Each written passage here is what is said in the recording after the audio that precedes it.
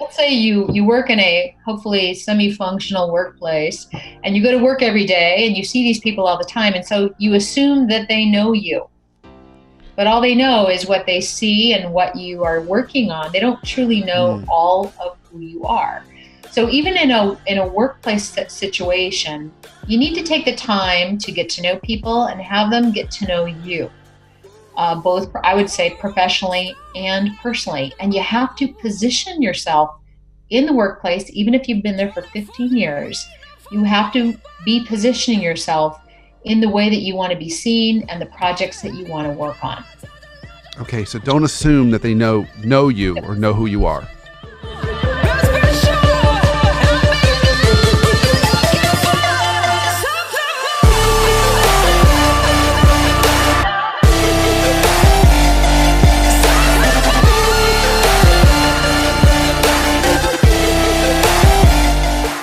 This is the Brandon Smith Show, and of course, I'm your host, Brandon Smith, and the entire purpose of this show is one singular thing, and that is to help you live a life that much more free from dysfunction. So our topic today is we're going to talk about personal brand. We're going to talk about your personal brand, both the power of it and how to build it, but what happens if we don't do that right? What can it cost us if we're not really thinking about it well and managing it well? And so to help us on this journey, I have a wonderful guest and expert, Kathy McAfee. Kathy, thank you for joining us today. Thank you. Great to be here. And so Kathy, your brand is America's Marketing Motivator. Is that right? That is correct. And so you help clients in a variety of ways. You're both a professional speaker, and I've seen you speak. You're amazing. You also help with doing executive kind of presentation coaching, so working with clients in that way, and you're also an author. But as we dive into this topic, before we get into it, tell us a little bit more about you. So how did you get doing this? And what was really the spark for you that led you to say, wow, this is really important. I want to figure out ways to help people on this. Awesome. Well, it was about 15 years ago when I left my last corporate job, and I began exploring the world of entrepreneurship and really deciding who I wanted to serve, where was my sweet spot, what was my brand. Having spent so many years marketing other people's brands, from mascara, Maybelline mascara, to Levi's jeans, to Lindemann's wines. It was all about the product brand, but now I had to do that job for myself, figure out who I was as a brand. And I became really interested in an author that you very well may remember, and he's still alive and kicking. His name is Tom Peters. Yeah. A very irreverent writer, crazy guy, beautiful. He did the wonderful, many books, probably 25 books. One of them was called Brand You. And so I became very intrigued with this idea that he had put out there, so much so that I went and got certified under his course called Brand You. And that began my journey into what is this whole idea of personal branding versus product and service branding. And I'm delighted to say that this concept of personal brand, also sometimes called personal leadership brand, is now a very modern concept. And many people from all generations are embracing it and asking themselves the question, well, what is my brand? What do I stand for? So I want to ask you about how do we build that, but before we get there, why does it matter? I mean, what about those cynics who are listening right now and they're saying, well, it doesn't matter. If I just do good work, I don't need to worry about my brand. Right. Well, I think we can just look at the modern world with all the online options. If you are not managing your personal brand, you are not paying attention to how the world sees you. You're not influencing that. In fact, personal branding has been referred to as the modern day scorecard about how you as a professional, as a leader, is viewed and what people can expect from you. Oh, interesting. So the default brand that all of us have, if we don't manage it or if we do, is called your reputation. And I think we can all appreciate how important a strong professional and personal reputation is. But if we're not paying attention, that reputation can wane and can change, and it may end up being something that is not good for us. So a personal brand is an opportunity to decide, Brandon, how do you want to be known professionally. And then from there, living into that image, that aspiration of how you want your reputation to be. Yeah, and like what I like how you said that was, it doesn't necessarily mean that you have a bad brand. You might just not have the one that you want. It might not, if you're not managing it well, you could be known as the person who does this thing over here, but you really don't want to be known as the person who does this thing. You want to be the person who does these things. And so we've got to be aware of that because it'll help us kind of get where we want to go. I love that. That's great. One point of clarification, your brand and your resume or your CV are not the same thing. They're related, but the CV, the resume is what you have done in the past, all the experiences, accomplishments, education, what got you here. I always think of as your brand as all that plus where you're going in the future. So you got to have both, the door opening resume, but the personal brand, which is really you telling the world who you are, what you do, what your best work is, and how you can help them. Fantastic. Okay. All right. So I'm ready. So how do we do this? How do we do this? Well, the first thing is you can't let your personal brand, you can't leave it to chance. You can't just let it out there and have it evolve. You have to recognize, and I actually have 5 tips for personal branding. Okay. I'd love to share the first one, and that is that don't assume that people know who you are. Let's say you work in a hopefully semi-functional workplace, and you go to work every day, and you see these people all the time, and so you assume that they know you. But all they know is what they see and what you are working on. They don't truly know all of who you are. So even in a workplace situation, you need to take the time to get to know people and have them get to know you, both, I would say, professionally and personally. And you have to position yourself in the workplace, even if you've been there for 15 years, you have to be positioning yourself in the way that you want to be seen and the projects that you want to work on. Okay, so don't assume that they know you or know who you are. So let's say you have a brand new boss that comes on in and you assume that they've looked at all your stuff and they know who you are. They don't, because they're really super busy and stressed out and they're new. So you taking the time to sit with that new manager, to welcome them to the company and to tell them a little bit about yourself. Don't bore them. Don't give them the whole 50-year, background, but crisply be able to position yourself so that they know who you are, what your best work is, and what you seek, and how you can help them succeed as a manager. So that's where we're not assuming, even with colleagues, with bosses, with clients, with vendors. We have to make sure that they understand our personal brand. Yeah, so I love that. And you also mentioned something in there too. It was very subtle, but I wanted to pull it out. You said they may not know who you are, so you have to build those relationships professionally and maybe even personally. So on the personal side, how that's where I run into a lot of pushback or hesitation. Is people say, "Well, I don't have time to do that," or is that really important to get to know people on a personal level, and what's the right amount of that?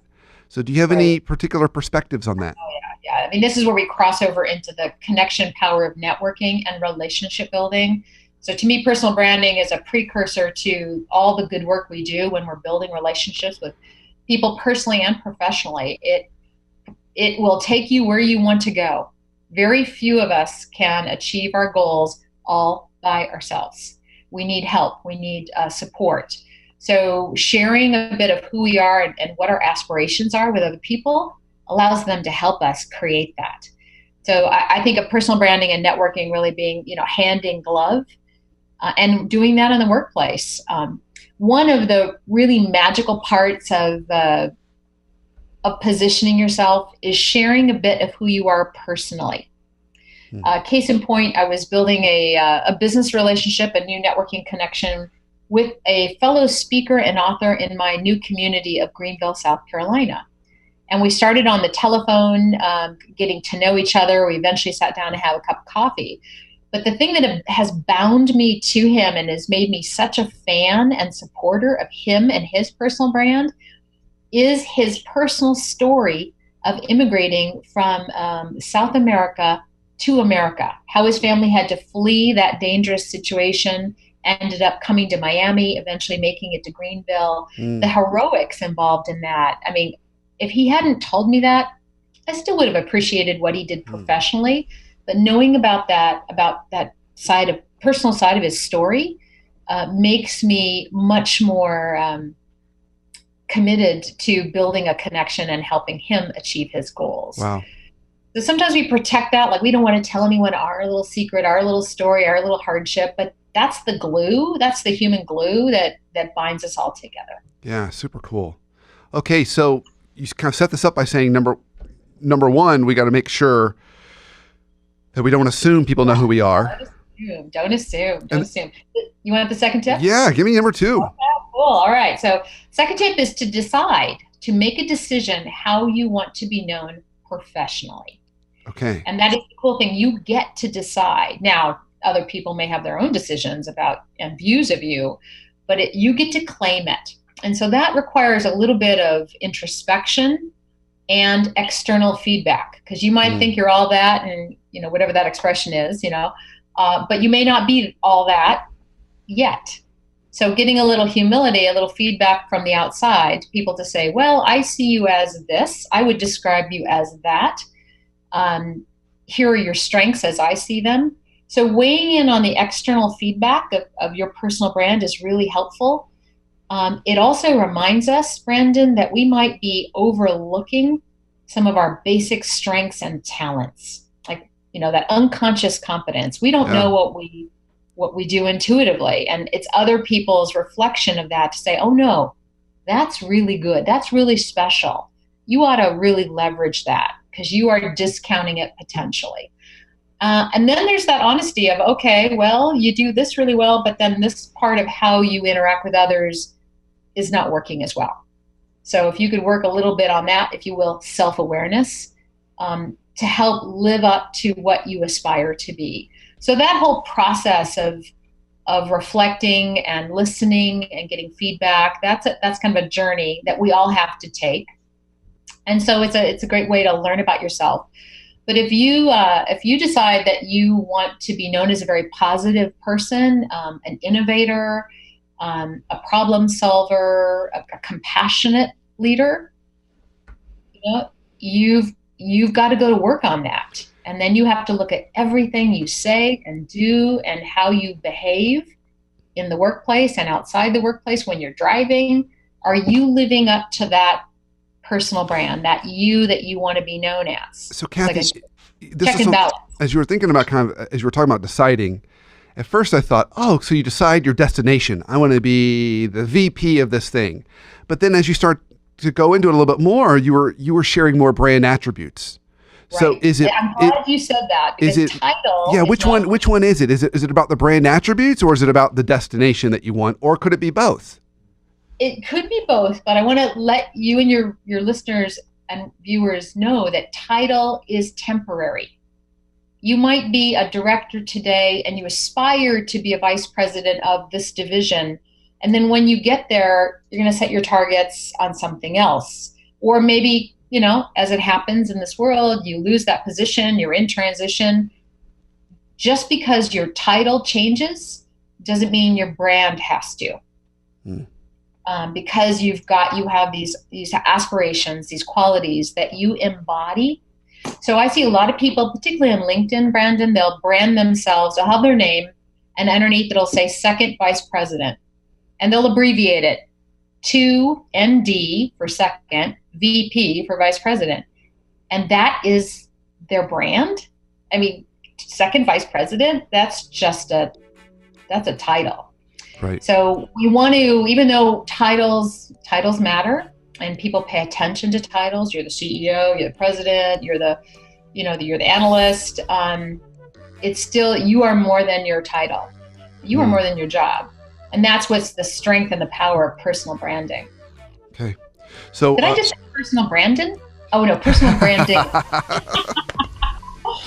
So Isaac's giving me the nod. We are approaching break. So let's roll into break. And we come back. I still get to hear 3 more tips from you on how do we really do this. So stay tuned. We'll be right back.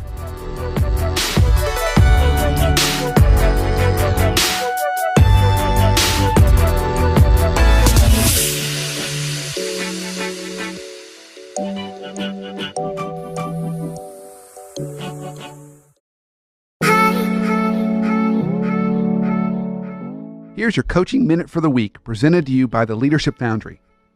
So building credibility is essential to us as leaders, both in terms of working with our team, but also in terms of building credibility with others. One of the easy ways to do that is to focus on being more responsive. How responsive are you to emails, whether it's from your team or other leaders? That is as a good friend of mine and regular guest on my podcast, John Kim, says, responsiveness is cheap currency. And what John means by that is it's really easy to do, but it goes a long way. I had a leader I worked with several years ago, and he would typically respond to emails 4 to 6 weeks after they were sent, and he had no credibility with his team. So here's a challenge for you. Work on your responsiveness. Can you respond to emails within 24 to 48 hours? Now, what that doesn't mean is you have to respond with an answer. It can just simply mean, hey, I got it. I'll get back to you by whatever date. But by focusing on responsiveness, that can enhance your credibility. So give it a try.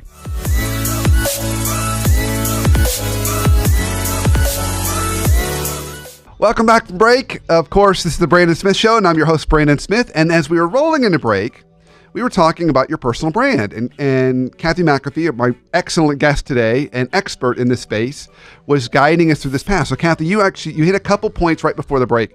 You talked about making sure you don't assume that everyone kind of knows what your brand is. So you don't run into that assumption. So you're going out there and proactively communicating messaging. And then I loved your second one as well, just as much as the first one. Make sure that you decide what you want it to be. And then as you went through that, I love the richness of your example, because it had this like, okay, I want my brand to be this, and now I'm going to do a little gap analysis. I'm going to talk to people. I'm going to get feedback to learn, have I arrived? Is there something I need to work on? And maybe they're going to give me great insight into stuff that is my kind of a unconscious competence, that stuff that I'm naturally good at that I take for granted. And they're going to actually tell me, no, actually, that's great. So we've kind of gone through this journey of don't assume people know what your brand is. Decide what you want it to be. That now sets up number 3. Now what do we do? Number three tip for managing your personal brand is to figure out what your signature work is. And what I mean by signature work is the best work you do, the work that you absolutely love doing, and the work that you want more of, and to lead with that. So for example, if you're a marketing manager in the company and you've got a lot of responsibilities and one of them is budgeting and forecasting, you got to do it, but it doesn't light your fire. Don't tell people, well, tell me a little bit about yourself and what you do as a marketing manager. Well, I do a lot of budgeting and forecasting. Don't lead with that, because if you do, they're going to say, great, let's just give her more budgeting and forecasting. You want to really lead with what the most awesome thing that you do. And, how do you decide what that is? If you're a consultant or you own your own business, sometimes you got to look at your P&L and say, what's really driving the financial ship here? Perhaps that is my primary work. Where's the opportunity to really distinguish ourselves competitively, where we really rock against the competition? That could be our signature work. That's our lead. If you're an employee, it's looking at, I like to, be a little selfish in terms of career managing. What new projects do you want? What stretch assignments do you want, and why? And really lead with those things. So simple, but so important. Simple, but again, it takes some reflection to figure out you've got a signature work. Yeah. So when you said it, immediately the image that popped in my head was like when you go to a restaurant and the chef, she or he, will have their signature dishes on the menu. They've got other stuff on the menu that they kind of have to serve, right? They're going to have soups and salads and appetizers and entrees and desserts. But there's always that one or two items, those items that are in a little special box, and it says, the chef's signature dish. And I kind of thought, okay, what would be that thing for me? Usually they charge more for that. I will tell you, your restaurant metaphor makes me think of 2 memorable moments. One, there's a lot of times I'll go into a restaurant and I'll ask that question, what's the best dish here? And the waitstaff professional will say, well, most of our customers seem to like the blah, blah, blah. Like, I don't care what most people want. I want to know what you think is best. Yeah. Yeah. Although I will tell you, just as a quick joke, I went to one restaurant and I said, what's good here? And the person behind the counter said, I don't know, I don't eat here. Don't do that. Yeah, don't do that either. That's a brand killer. Yeah, that's exactly right. Yeah. So what is it? What is it that really lights your fire, that you do extremely well, and hopefully again that the market needs, or a section of the market needs, or company needs, and lead with it. Yeah, and that you want more of, and that's part of my takeaway too. Is you want more of that, so you're going to talk about that. You're going to put that out in the world as a signal that I want more of this. Right. Yeah. Okay. So, for example, I've written a number of books. I love to write. I currently have 3. I'm working on my 4th. Oh, awesome. When I talk about my second book, which is Stop Global Boring, you could probably see my poster in the back. I actually refer to that as my signature book, because that is my signature work. I love personal branding. I love networking. But my best work, Brandon, is helping professionals communicate their ideas in that presentation, public speaking venue, whether it's in a meeting, a client meeting, a conference, whatever town hall, whatever venue it is, that's where I rock. And that's the work I seek more of. So I put the poster up. I want to make sure I share with your viewers today that that's my signature work. Yeah, I love that. Great way to kind of model that. All right. What's your signature work, Brandon? Well, my purpose and passion is to eliminate all workplace dysfunction everywhere, forever. And so I have 3 signature ways I do that. So if I was looking at my menu, I would say it's one-on-one executive coaching. The second one would be working with teams. And then the third one would be kind of educating large groups, either as a speaker or a facilitator. So I'm equipping leaders with the tools they need to eliminate workplace dysfunction. And whether they want it as an individual, or they want it as a group, or they want it in a broader audience. So let me just ask you, you've given me 3 ways in which you deliver your expertise and your value. If I came to you and I said, I have this one assignment for you, which one would you hope that I would ask for? I would hope you would ask for the last one, which is speaking to large groups. Okay. Because if I want to eliminate workplace dysfunction everywhere, forever, I need scale. And so I need to hit as many people as possible in as short a period of time as I can. Excellent. Well, having had the privilege of seeing you on stage and communicating a message in just 8 minutes, I would agree that is a strength.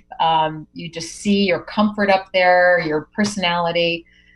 So people should definitely hire you as a keynote speaker. Well, thank you. Thank you. Okay, the show's over. We're ending right there. That's a great way to end the show. Okay, Kathy, so we've gotten 3. We still have 2 more, and we're running out of time. So what's number 4? 2 more. Okay, I'm actually going to jump to number 5, just make sure I cover it, and I'll circle back to number 4. The 5th way great. Is you have to manage your online profiles. You have to manage your online brand, or how your brand appears online. And I know this is a big world of social media, and there's so many places we want to be. I have seen so many people do LinkedIn poorly. Yeah. And LinkedIn is your professional website. It's not as fun and funky and trendy as some of the other things like Twitter and Facebook and Instagram, but it is the foundation for any professional who's out there, or any college student who wants to launch a career. You got to have a LinkedIn profile. So what's required to do that well? A professional photograph. Yeah. Okay. Spend a little money. Go do it. Do not crop some Saturday night party shot and put it up on LinkedIn. Those are horrible. Those are horrible when people do that. It's usually a picture that someone you can tell they got taken at a wedding, and then they just crop out the person that they're with. Right. Unless you're a wedding planner, don't use a wedding picture on there. So professional photo. Now you've got your name, and then you have something under your name. I call it the headline, which is really that space to make a brand statement. Do not put second vice president there, please. And if you don't put anything there, it will default to your current role, which is the same as putting your title and giving your company, which is great, that brand space. But that's your I don't know how many characters it is. That's your space to really make a statement about your brand. And then the other thing that many professional people are missing is a summary. And if those that have a summary, a lot of people put it in the third person, so referring to yourself as some other entity, and it comes across like a resume. Write your LinkedIn summary in the first person voice. Check out Brandon's LinkedIn profile as a great example. It's written from the heart. It positions you very well. I love the part where you talked about your superpowers. You can have as much fun as you want, but a nice, tight, concise, personally written summary is best practice on LinkedIn from my personal branding point of view. That's great. And then once you start getting used to LinkedIn, it's an iterative process. You start to post articles, to share things, share podcasts that will start to give you brand equity by affiliation. And of course, always being mindful that everything you post is a reflection of your personal brand. So if you start posting negative things, inflammatory things, sensational things, that is now leaking and contaminating your personal brand. So you want to run through the number 2 tip I gave you. Decide how you want to be professionally known. Yeah. You've got to check yourself on the things that you're posting. But I would love to see all of your listeners go in on LinkedIn, and many of you have duplicate profiles. Figure out how to delete one. Having 2 things running at the same time is diluting your personal brand. Yeah, that's a great point.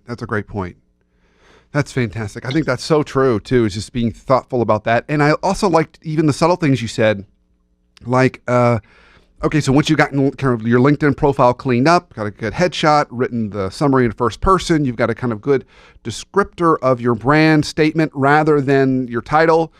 Be thinking about what are posts you can do that will help reinforce that brand, and thinking about other, articles you can reference, which will reinforce your brand. Right. But also staying away from things that might be brand damaging or brand diluting, and maybe potentially polarizing.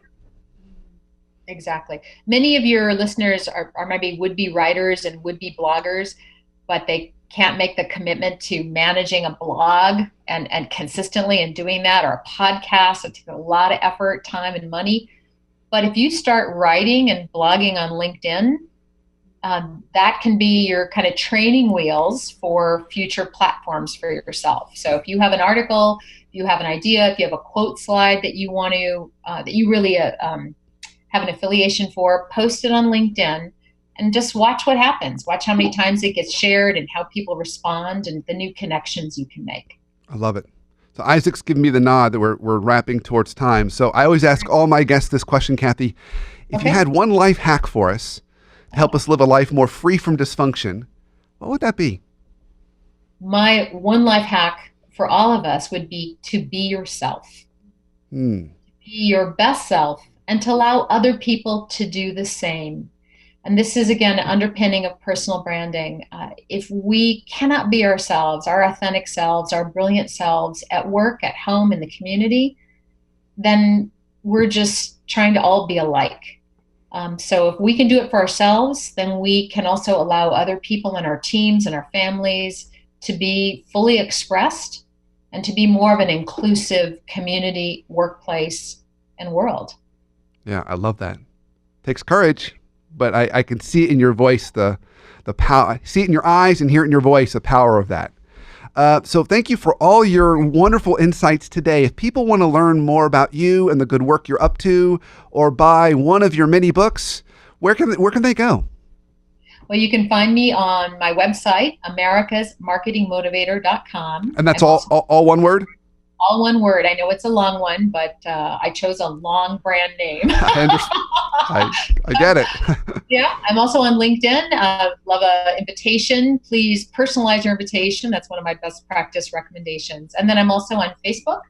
And if you would like to get a copy of my most recent book, it's called Defining You. It will have that 4th tip that we ran out of time for. Yeah. This is co-authored by Mark LeBlanc and Henry DeVries. So each of us have written a chapter, but it's all about creating your personal brand by having a defining statement, a defining paragraph, and a defining story to communicate to others who you are, what you do, and how you can help them. Fantastic. And that's available on Amazon, Barnes & Noble, iTunes, in ebook and paperback copy. Fantastic. Kathy, thank you. This was absolutely wonderful. I've already taken away some things I need to go tweak and change on my LinkedIn profile. Invite me back anytime. Thank you. And thank you for listening and watching. Of course, keep up the fight every single week as we take on a new show on Sundays at 7:30 p.m. And you can watch it and you can listen to it on iTunes or check it out on Facebook, facebook.com/Brandon Smith WPT for Workplace Therapist. And if you enjoyed our show today, which I certainly hope you have, please review, rate, subscribe on iTunes. That's how more people learn about us and we make our tribe grow a little bit bigger. So until next week or the next time our paths cross, have a wonderful week and a great life.